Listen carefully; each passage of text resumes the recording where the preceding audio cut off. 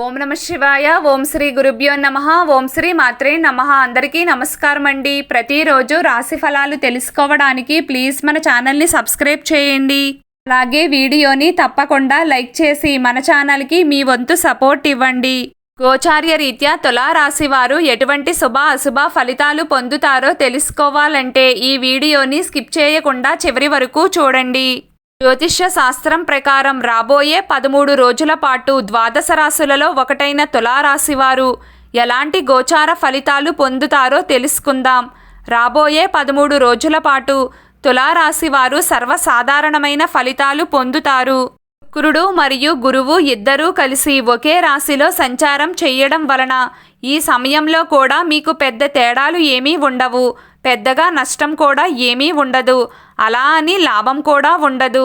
ఎలాంటి మార్పులు చేర్పులు లేకుండా కాలం కొనసాగుతుంది. అయితే ఈ టైంలో మీరు ఈ ఒక్క విషయంలో మాత్రం చాలా జాగ్రత్తగా ఉండాలి.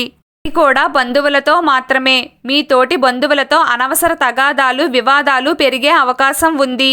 విచిత్రం ఏమిటంటే మీరు మీ బంధువులను చూసినప్పుడల్లా వారు మీకు చేసిన ద్రోహం అన్యాయం గుర్తుకు వస్తాయి.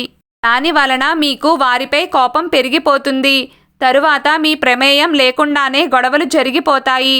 అందుకే మీకు కుదిరినంత వరకు అయిన వాళ్ల దగ్గర దూరంగా ఉండే ప్రయత్నం చేయండి.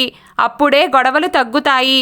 ఒక్క ముక్కలో చెప్పాలంటే తులారాశివారు ఈ విషయాన్ని అండర్లైన్ చేసుకుని పెట్టుకోవాలి.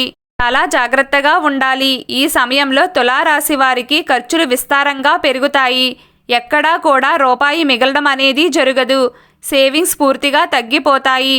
చేసిన అప్పులు తీరితే చాలు దేవుడా అనుకుంటారు. అందులోనూ ఉపయోగం లేని ఖర్చులే ఎక్కువగా ఉంటాయి. పెళ్లిళ్లకు ఫంక్షన్లకు అంటూ ఉన్న డబ్బునంతా ఖర్చు చేస్తారు.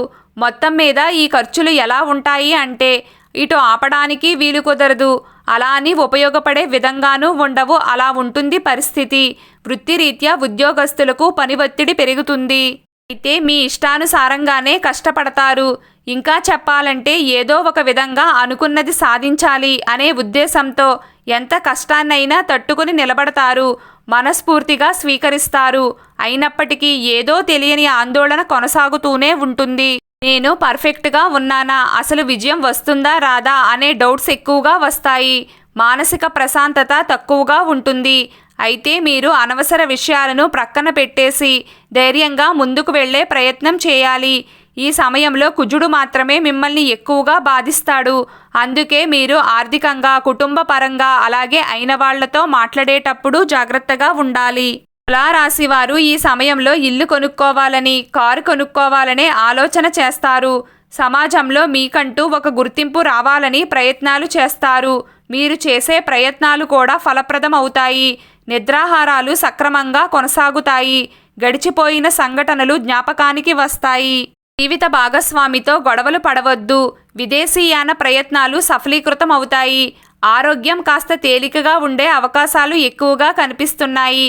ఆయుర్వేద వైద్యాన్ని ఎంచుకుంటారు. ఆధ్యాత్మిక చింతన పెరుగుతుంది.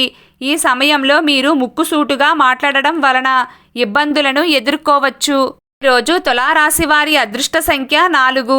ఈరోజు తులారాశి వారి అదృష్ట రంగు పసుపు రంగు. ప్రతిరోజు మీకు ఇష్టమైన దైవారాధన చేస్తూ ఉండండి. అంతా శుభం కలుగుతుంది. ఈ వీడియో మీకు నచ్చినట్లయితే ప్లీజ్ లైక్ చేయడం మర్చిపోకండి. అలాగే ప్రతిరోజు రాశి ఫలాలు తెలుసుకోవడానికి మన ఛానల్ని సబ్స్క్రైబ్ చేయండి. నమస్కారం.